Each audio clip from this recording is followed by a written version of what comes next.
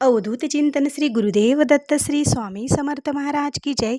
श्री स्वामी समर्थ. माझ्या सर्व ताई आणि दादांना तुमचं सर्वांचं स्वामी समर्थ माझ्या या चॅनलमध्ये स्वागत आहे.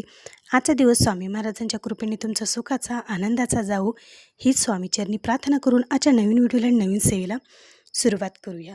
तर बघा, प्रत्येक स्त्रीचं स्वप्न असतं की तिचं स्वप्नातलं घर व्हावं, तिचं स्वतःचं हक्काचं घर व्हावं आणि यासाठी ती अहोरात्र दोघंही नवरा बायको खूप कष्ट करतात. पण या कष्टाला जर देवाची साथ असेल तर ते कष्ट तुमचं नक्कीच फळाला येणार म्हणजे येणारच. आता बघा, प्रत्येकाचं स्वप्न असतं आपण स्वतःच्या हक्काच्या घरामध्ये जाऊन राहावं. प्रत्येक वेळेस कुठलं महिन्याला भाडं भरत बसण्यापेक्षा आपलं स्वतःचं घर असणं प्रत्येक महिलेसाठी ही खूप आनंदाची गोष्ट आहे आणि प्रत्येकाला तसंच वाटतं. मग त्यासाठी आपले मिस्टर हे अहोरात्र कष्ट करत असतात, खूप कष्ट करत असतात. नोकरी असली की सकाळ ते संध्याकाळपर्यंत ड्युटीला जात असतात. पण आपण घरी असतो. मग आपण समजा तुम्हाला जॉब नाही आहे, तुम्ही घरीच असतात, घरची सगळी कामं तुम्ही करत असतात. तर बघा, आपल्या मिस्टरांच्या जे कष्ट आहे तर त्या कष्टाची चीज व्हावी, त्या कष्टाचं फळ मिळावं, त्यासाठी आपणही घरी असल्यास या सेवा आवर्जून करायच्या आहेत. तुम्हाला जर खरंच स्वप्नातलं घर हवं असेल, तुमचं स्वतःचं हक्काचं घर हवं असेल, तर या दिंडोरी प्रणित केंद्रातील ज्या काही सेवा आहेत मी तुमच्याशी आज शेअर करणार आहे. तर त्या सेवा आवर्जून ताईंनो तुम्ही नक्की करून बघा. नक्कीच तुम्हाला ह्या सेवेचं फळ मिळणार म्हणजे मिळणार. आता असं नाही की घरी बसून सेवा केल्या म्हणजे तुमचं घर पूर्ण होणार आहे का, तुमचं स्वतःचं हक्काचं घर होणार आहे का? तर नाही, त्याच्यासाठी कष्टही तितकेच, अहोरात्र कष्टही तुम्हाला करावे लागतात. पण कष्टाची चीज होण्यासाठी देवाची पण साथ असणं तितकंच महत्त्वाचे आहे. मग या कोणकोणत्या सेवा करायच्या आहेत, त्या सेवेने तुमचं स्वप्नातील घर होईल, तुमचं स्वतःचं हक्काचं घर होईल. त्यासाठी ज्या काही सेवा करायच्या आहेत तर त्या सेवा मी तुमच्याशी आज शेअर करणार आहे. बघा, आपल्या प्रत्येक या चॅनलवरती प्रत्येक व्हिडिओमध्ये आपल्या दिंडोरी प्रणित केंद्रातील दिलेल्या सेवाच असतात आणि त्याच मी तुमच्याशी शेअर करत असते. आणि आज ह्याच केंद्रातील सेवा मी तुमच्याशी शेअर करत आहे. तर बघा, तुम्हाला ज्यावेळेस आपल्याला कष्ट तर करायचेच आहेत, पण त्याच्यासोबत या सेवा करायच्या आहेत. तर त्या सेवा कोणत्या आहेत? बघा, सगळ्यात आधी तुम्हाला स्वामी चरित्र सारामृत जे पारायण आहे म्हणजे पोथी आहे, तर स्वामी चरित्र सारामृतचा जो ग्रंथ आहे, हा ग्रंथ खूप प्रभावी आहे आणि खूप दिव्य असा हा ग्रंथ आहे. ज्याच्याकडे हा ग्रंथ आहे त्यांनी आवर्जून ही सेवा नक्की करावी. कारण हा एक ग्रंथ नसून आयुष्याचा सगळा काही कायापलट करणारा हा ग्रंथ आहे. अशक्य गोष्ट ही शक्य करणारा हा ग्रंथ आहे. आयुष्यातील जे तुम्हाला जी मिळणारी गोष्ट नव्हती ती सुद्धा मिळवून देणारा हा ग्रंथ आहे. इतका प्रभावी हा ग्रंथ आहे. तर तुम्हाला या ग्रंथाचं 108 पारायण करायचे आहेत. ते पण संकल्पयुक्त तुम्हाला हे पारायण करायचे आहेत. त्याचबरोबर तुम्हाला एका महिन्यामध्ये 3 गुरुचरित्र पारायण संकल्पयुक्त करायचे आहेत. एका महिन्यामध्ये गुरुचरित्र पारायण संकल्पयुक्त तुम्हाला करायचे आहेत. त्याचबरोबर आता बघा, आपण या सेवा करत आहोत आणि त्याचबरोबर आणखीन तुम्हाला सेवा मी सांगणार आहे.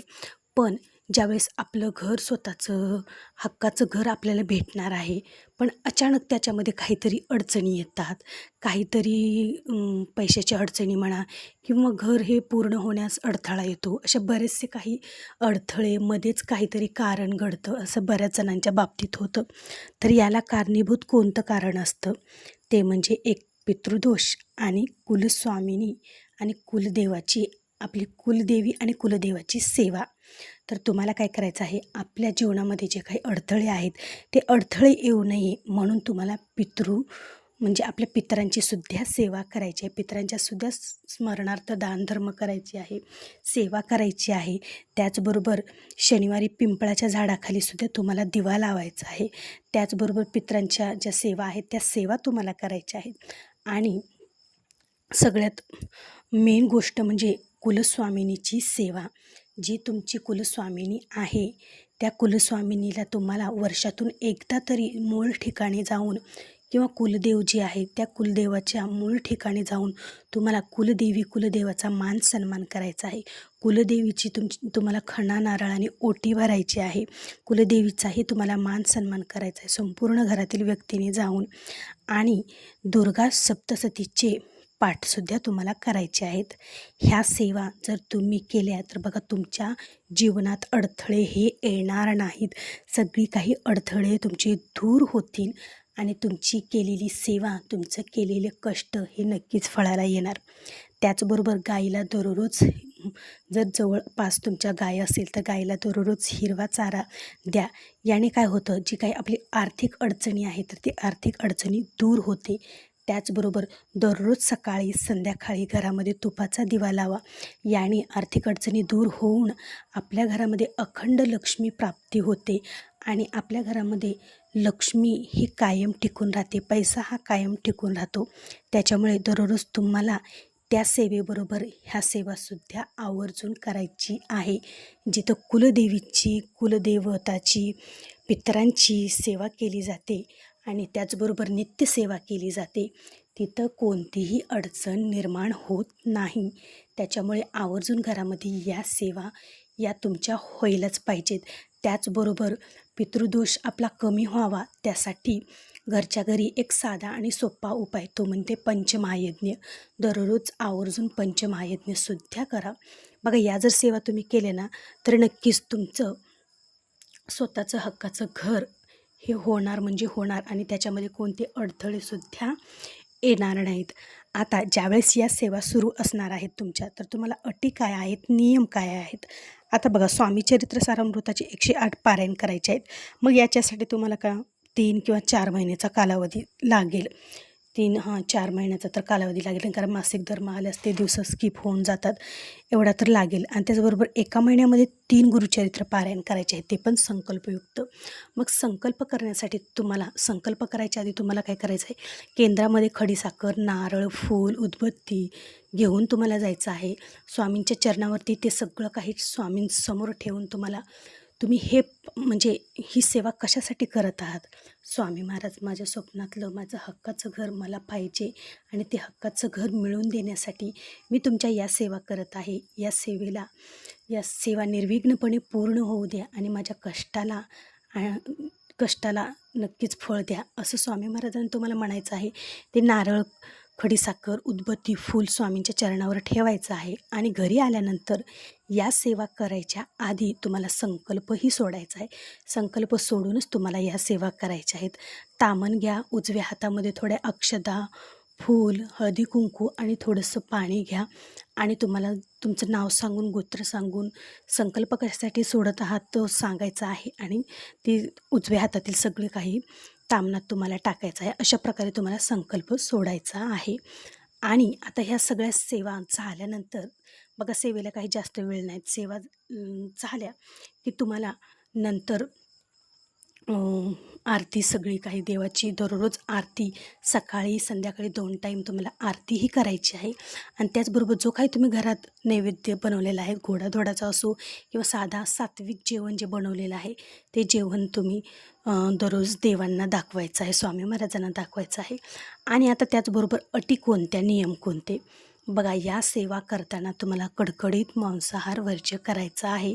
ज्यावेळेस आपण संकल्पयुक्त सेवा करत असतो त्यावेळेस त्या सेवेला आपण बांधील असतो आणि ती सेवा आपण नित्यनियमाने दररोज कटाक्षाने करतो म्हणजे करतोच. त्याच्यामुळे कोणतीही सेवा करताना संकल्पयुक्त सेवाच करायची असते, ज्याच्यामुळे आपल्या सेवेमध्ये खंड पडत नाही. आणि या सेवा सुरू असताना तुम्हाला कडकडीत मांसाहार वर्ज्य करायचा आहे आणि त्याचबरोबर परान्न देखील तुम्हाला वर्ज्य करायचं आहे. जर तुम्ही परान्न जर वर्ज्य केलं तर तुम्हाला बाहेरील दोष हे लागणार नाहीत. कारण आपण ज्या खूप कटाक्षाने सेवा करतो, खूप अटीनियम पाळून सेवा करतो. पण जर तुम्ही बाहेरचं जर जेवण घेतलं, परान्न जर तुम्ही ग्रहण केलं तर त्याचे दोष तुम्हाला लागले जातात आणि त्यामुळे तुम्हाला त्या सेवेचं फळ मिळत नाही. आणि मग तुम्ही म्हणतात की आम्ही एवढ्या सेवा केल्या, तुम्ही सांगितलेल्या सेवा केल्या, पण आम्हाला त्या सेवेचं फळच मिळालं नाही. तर त्याचं कारण हे सुद्धा असू शकतं. त्याच्यामुळे प्रत्येक सेवा करताना तुम्हाला हा मांसाहार वर्ज्य आणि कडकडीत परान्न वर्ज्य करायचं आहे. बाकी ब्रह्मचर्याचं पालन करायची काही गरज नाही, कारण खूप दिवसाची ही सेवा आहे. त्याच्यामुळे जर या सेवा, या अटी नियम जर पाळून तुम्ही केल्या ना ताई, तर 100% तुम्हाला त्या सेवेचं फळ मिळणार म्हणजे मिळणार. आणि खूप ताईंना या सेवेचा अनुभव आलेला आहे. तर आवर्जून तुम्हीसुद्धा या सेवेचा अनुभव घ्या आणि या अटी नियमाप्रमाणे या सेवा करायला सुरुवात करा. तर चला तर मग भेटू पुन्हाच अशा एका नवीन व्हिडिओसोबत, नवीन सेवेसोबत. तोपर्यंत माझ्या सर्व ताई आणि दादांना श्री स्वामी समर्थ. भेटू पुन्हाच अशा एका नवीन व्हिडिओसोबत.